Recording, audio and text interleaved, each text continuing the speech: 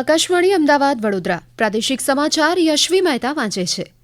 મુખ્યમંત્રી ભૂપેન્દ્ર પટેલે આજે સાબરમતી રિવરફ્રન્ટ ખાતે અમદાવાદ ઇન્ટરનેશનલ ફ્લાવર શો 2025 પ્રજાજનો માટે ખુલ્લો મૂક્યો હતો.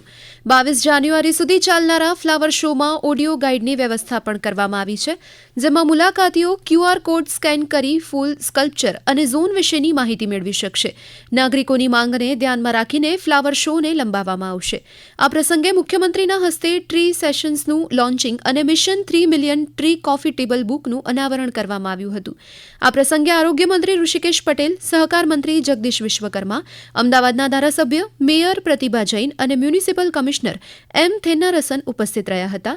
આ અંગે અમદાવાદ મહાનગરપાલિકાની રીક્રિએશન કમિટીના ચેરમેન જયેશ ત્રિવેદીએ વધુ માહિતી આપી હતી.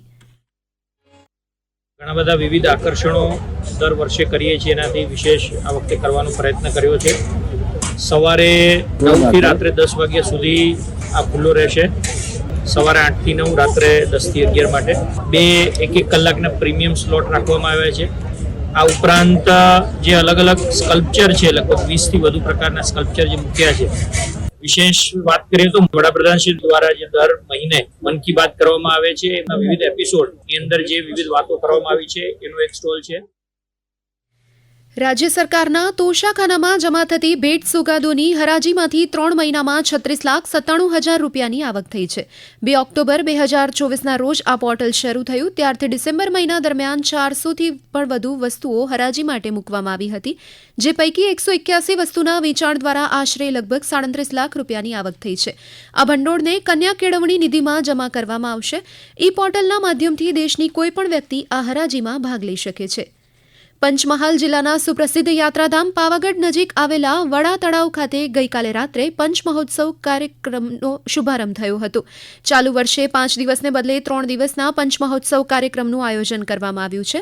સ્થાનિક પર્યટનને વેગ મળે તે માટે tent city, craft and food બજાર બનાવવામાં આવ્યું છે અને સાંસ્કૃતિક સંધ્યાનું આયોજન કરવામાં આવ્યું છે. ગઈકાલે લોક કલાકાર ગીતા રબારીએ પોતાના સુરીલા સ્વરમાં ગીતો રજૂ કરી દર્શકોને મંત્રમુગ્ધ કરી દીધા હતા. કાર્યક્રમનું ઉદ્ઘાટન કરતા કેબિનેટ મંત્રી કુબેર ડિંડોરે આ મુજબ જણાવ્યું હતું. આવનારી પેઢી, નવા યુવાનો જે છે એ પણ જાણે, પીછાણે અને સાચો ઇતિહાસ લોકો સુધી જાય, એના માટેના પ્રયત્નો આ પંચ મહોત્સવના માધ્યમથી થઈ રહ્યા છે. અહીંયા 5 દિવસના જે કાર્યક્રમ દર વર્ષે થાય છે, એમાં પાવાગઢ આપણું જે આસ્થાનું કેન્દ્ર છે એનો ઇતિહાસ લોકો સુધી જાય, એના માટેના પ્રયત્નો પણ થાય છે અને વર્લ્ડ હેરિટેજનું સ્થાન મળ્યું છે અને એને ગૌરવ વિશ્વ લેવલે મળ્યું છે. મહેસાણા જિલ્લાના કડી તાલુકાના ગામડામાં આ વર્ષે શક્કરિયાના પાકનું વાવેતર સારું થયું છે. નવાપુર, મત્સુર, નદાસન અને કેયલ જેવા ગામોમાં 800થી વધુ વીઘામાં વાવેતર થયું છે. ઉલ્લેખનીય છે કે 1 વીઘામાંથી 3000 કિલોથી વધુ શક્કરિયાનું ઉત્પાદન થાય છે. હાલ તેનો ભાવ 400 રૂપિયા પ્રતિ કિલોનો થયો છે.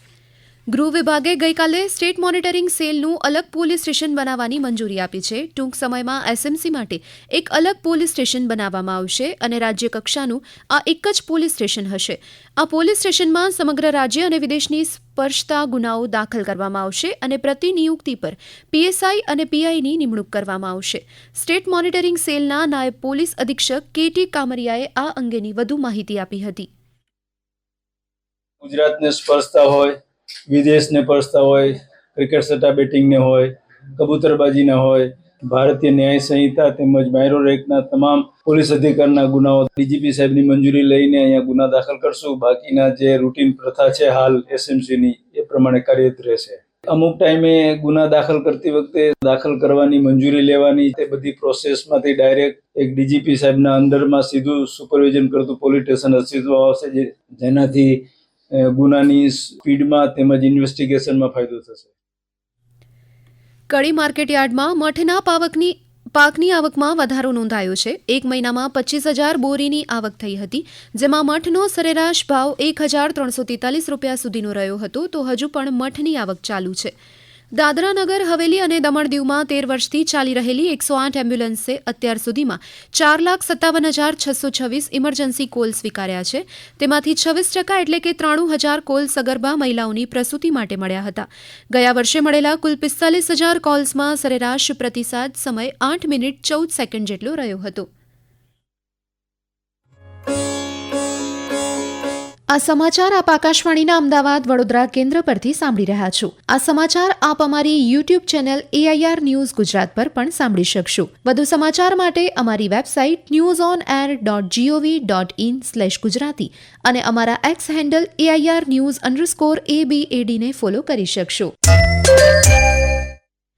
આ સાથે જ આકાશવાણીના અમદાવાદ વડોદરા કેન્દ્ર પરથી પ્રાદેશિક સમાચાર પૂરા થયા.